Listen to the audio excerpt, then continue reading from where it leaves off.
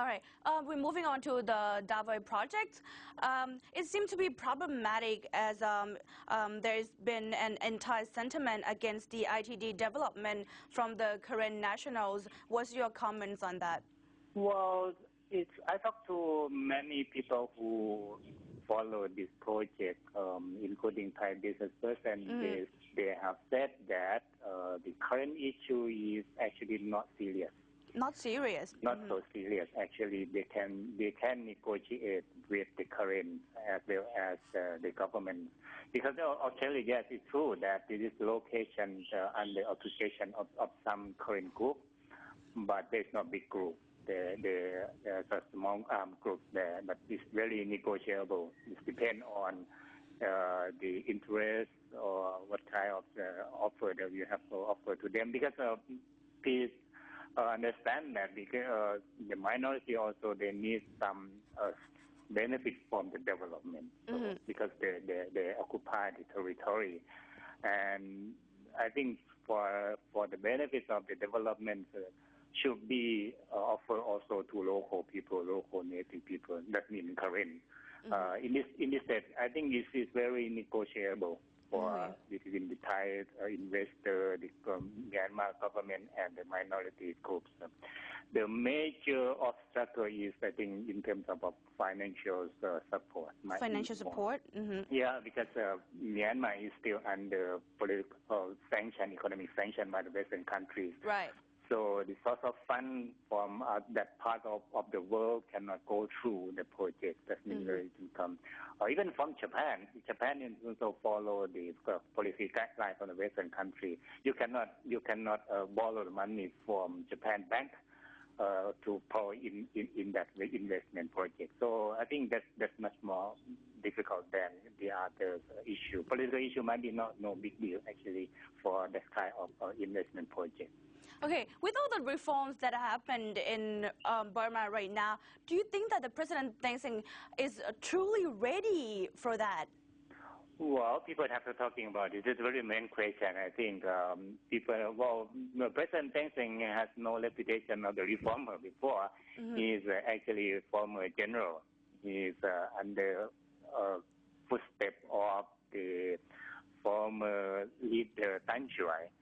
That people understand that. But I think by this environment from the pressure from outside, particularly from the Western countries, he has no choice but have to reform, open his country, and have engaged with Aung San Suu Kyi. He has to engage with the United States.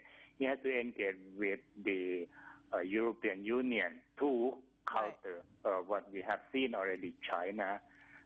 Domination in the country. I think to make his country more open, make countries more democratic. I think President Thein has no choice but has to reform his country incompatible with the international standard. I think he has no choice.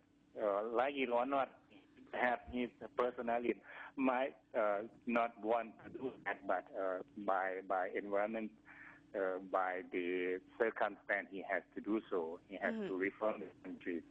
The thing for him is he has to convince the lots of conservative figure in his own cabinet what this country have to go. That's the problem for him. Okay, one last question, Khun Supalak.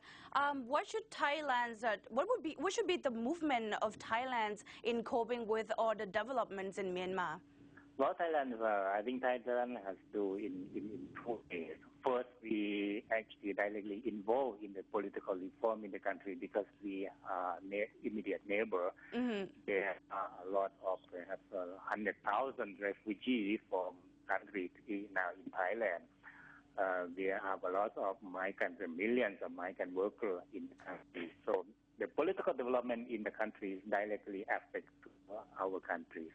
So Thailand has to push the things like be more open, be more democratic, to allow all Myanmar, Burmese peoples, minorities along the border to have a safe place and back home safely. That's on the development, on political development side. On the economic side, I think Thailand has a lot of benefits in the country. So we have a common border. They have a lot of projects, common projects. They have linkage in the context of the ASEAN connectivity, in the context of the Greater Mekong sub-region. We have a lot of common projects for mutual interest. So Thailand cannot ignore Myanmar, Burma. Thailand has to engage with Burma for that, at least for the mutual benefit of the two countries first, and also for the mutual benefits of the people, local people, I mean ordinary people who will get benefit from the development. Thank you so much for joining us today, Khun Supalak. Thank you.